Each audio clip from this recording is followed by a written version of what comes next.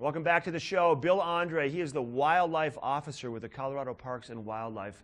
And we're talking today about an interesting topic, I think, because there's been a lot more mountain lion sightings this year, from what I've heard about through the TV station, than we've had, I mean, even in the past handful of years for whatever reason. Is that correct?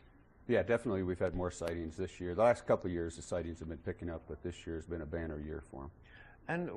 And why do you think? Well, certainly there's more lions than what we've had in the past. I mean, the population's been increasing. And then you also just have more people out there and the ability with social media for everybody to share their pictures. Okay, so it's not necessarily that they're getting more comfortable with us. There's just more of them around and more people around and more ways to let people know. So years ago I could be hiking and see one and I could tell 2 friends, but now if I'm hiking I take a picture of it, I can tell 300 friends.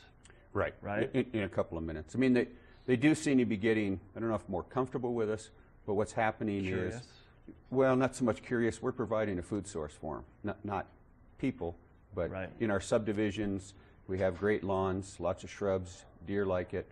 People have a lot of bird feeders out. That brings in raccoons. Mountain lions love raccoons. They love raccoons and deer, right? Isn't a deer one of their main sources? Deer's one of their main sources, but a raccoon's a great source also. And if you look around, it's been a great year for rabbits. You know, you go through any of the subdivisions, you see quite a few prey species that are available for a mountain lion. I mean, I live up in Singletree, and we've had rabbits. I hope the mountain lions aren't listening right now. We've had lots of rabbits up in our yard. Right.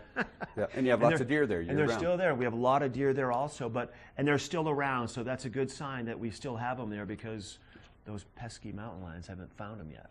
Well, they haven't found them all. Found them all. They've certainly found some in there.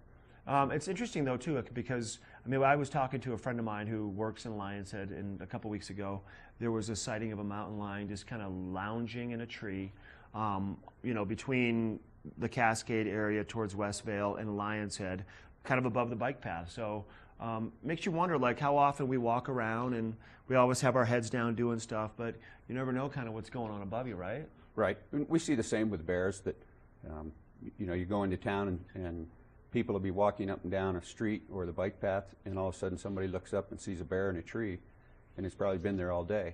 And just somebody happened to notice it, and all of a sudden the crowd forms. So what is that about? I mean, what is it about mountain lions with trees during the day? Are they more nocturnal?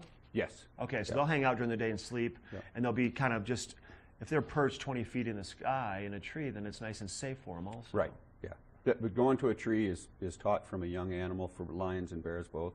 That's where they go to be safe. I mean, it makes all the sense in the world. Right. And then, so are they only carnivores? Do they berries and shrubs? Like, what is their diet consist Lions of? are carnivores. Full-on carnivores. Yep. And I know that their jawline and their teeth structure, someone told me this just the other day from walking mountains, it's designed a certain way for grabbing prey, like the deer and stuff, by the back of the vertebrae. That's how their jaws are set up. Right. Pretty interesting. Pretty much, I mean, most all predators are set up that way, to be able to grab either the base of the throat or the back of the neck. That's great.